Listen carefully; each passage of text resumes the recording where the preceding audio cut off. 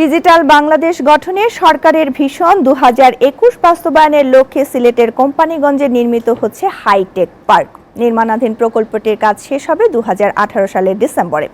Mobile, laptop সহ সব ধরনের ইলেকট্রনিক্স ডিভাইস উৎপাদন, সফটওয়্যার ডেভেলপমেন্টের কাজ হবে।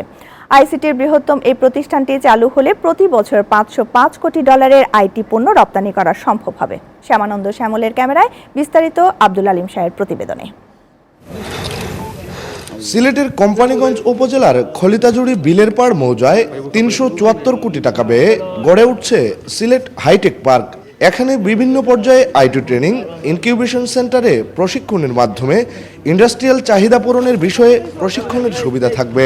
যে সমস্ত ছেলেপেলেরা হাই এন্ডেড বা অথবা গ্রাজুয়েশন করেছে, মাস্টার্স করেছে, তারা যাতে ট্রেনিং নিতে পারে, ট্রেনিং নিয়ে আরও অনেক বড় সফট স্কিল তৈরি করতে পারে। আইটি সেক্টরে বিশ্বমানের সুযোগ সুবিধা ও আন্তর্জাতিক আইটি প্রতিষ্ঠানকে বিনিয়োগে আকৃষ্ট করতে নির্মাণ করা হচ্ছে সিলেট ইলেকট্রনিক সিটি, যেখানে কর্মসংস্থান হবে 20 লাখ লোকের। এর মধ্য দিয়ে আইটি সেক্টরে বাংলাদেশে নতুন দিগন্ত উন্মোচিত হবে বলে আশা আইসিটি প্রতিমন্ত্রীর।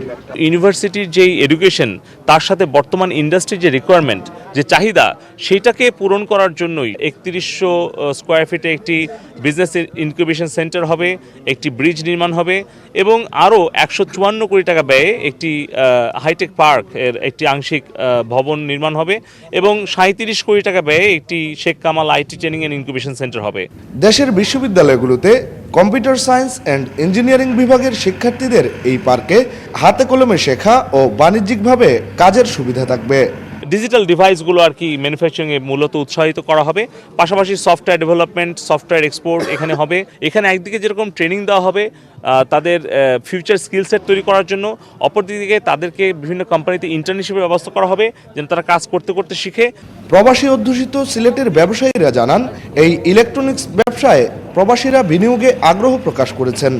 আমাদের এই এলাকার তো উন্নয়ন হবে, সাথে সাথে ইনভেস্টও বাড়বে এবং আমরা সিলেট চেম্বার ব্যবসায়ীদের পক্ষ থেকে এই আইটি পার্কের উদ্বোধনকে আমরা মনে করি একটা বৈপ্লবিক পরিবর্তন আসবে। পার্কটিতে আইসিটি ইকোসিস্টেম এমনভাবে সাজানো হচ্ছে যেখানে একই সাথে আইটি সেক্টরের প্রশিক্ষণ, ইলেকট্রনিক্স পণ্য উৎপাদন, সফটওয়্যার উৎপাদন ও বাজারজাতকরণের সুবিধা থাকবে।